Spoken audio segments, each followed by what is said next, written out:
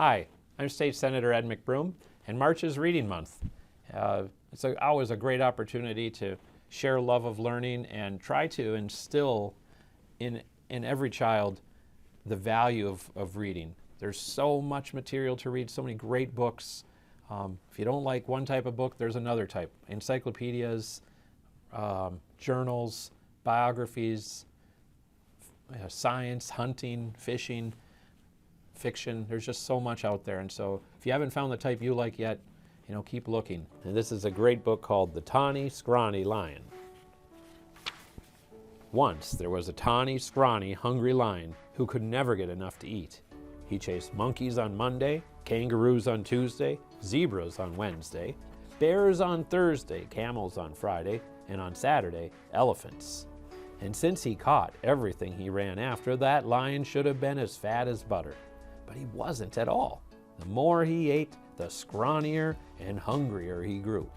The other animals didn't feel one bit safe. They stood at a distance and tried to talk things over with the tawny, scrawny lion. "It's all your fault for running away," he grumbled. "If I didn't have to run for every single bite, I'd be fat as butter and sleek as satin. Then I wouldn't have to eat so much and you'd last longer." Just then, a fat little rabbit came hopping through the forest picking berries. All the big animals looked at him and grinned slyly. "Rabbit, oh, you lucky rabbit. We appoint you to talk things over with the lion." This made the little rabbit feel very proud. "What shall I talk about?" he eagerly asked. "Oh, any old thing. The important thing is to go up right close." So the fat little rabbit hopped right up to the big hungry lion and counted his ribs. "You look too scrawny to talk things over. How about supper at my house first?" "What's for supper?" asked the lion. The rabbit said, "Carrot stew." That sounded awful to the lion, but the little rabbit said, "Yes, sir. My 5 fat sisters and 4 fat brothers are making a delicious big carrot stew right now." "Well, what are we waiting for?" cried the lion, and he went hopping away with the little rabbit, thinking of 10 fat rabbits looking just as jolly as you please. "Well," grinned all the big animals, "that should take care of Tawny Scrawny for today." Before very long, the lion began to wonder if they'd ever get to the rabbit's house. First, the little rabbit kept stopping to pick berries and mushrooms and all sorts of good-smelling herbs. And when his basket was full, what did he do? But he flopped down on the riverbank. "Wait a bit," he said. "I want to catch a few fish for the stew."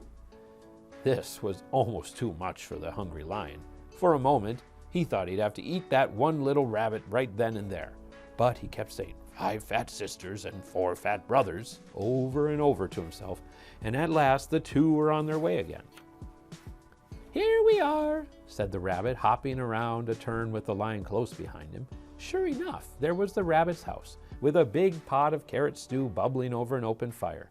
And sure enough, there were 9 more fat, merry little rabbits hopping around it. When they saw the fish, they plopped them into the stew, along with the mushrooms and the herbs. The stew began to smell very good indeed.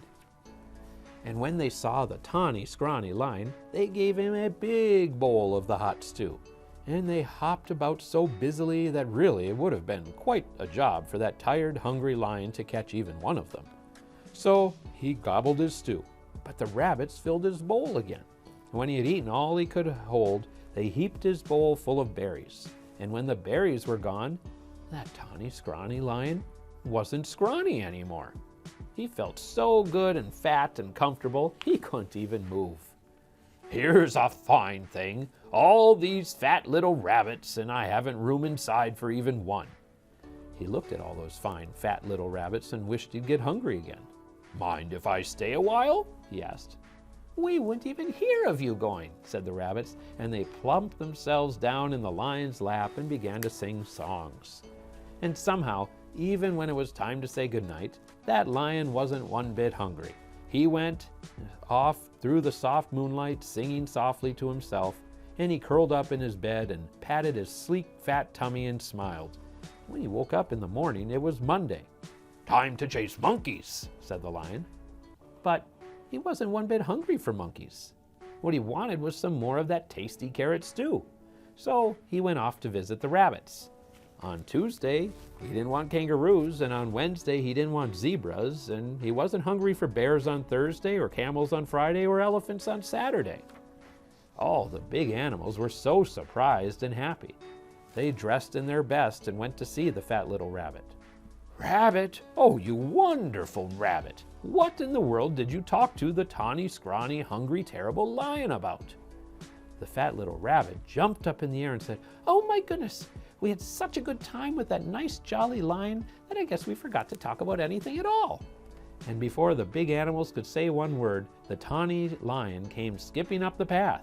He had baskets of berries for the fat rabbit sisters, and a string of fish for the fat rabbit brothers, and a bunch of daisies for the fat rabbit himself. "I came for supper," he said, shaking paws all around.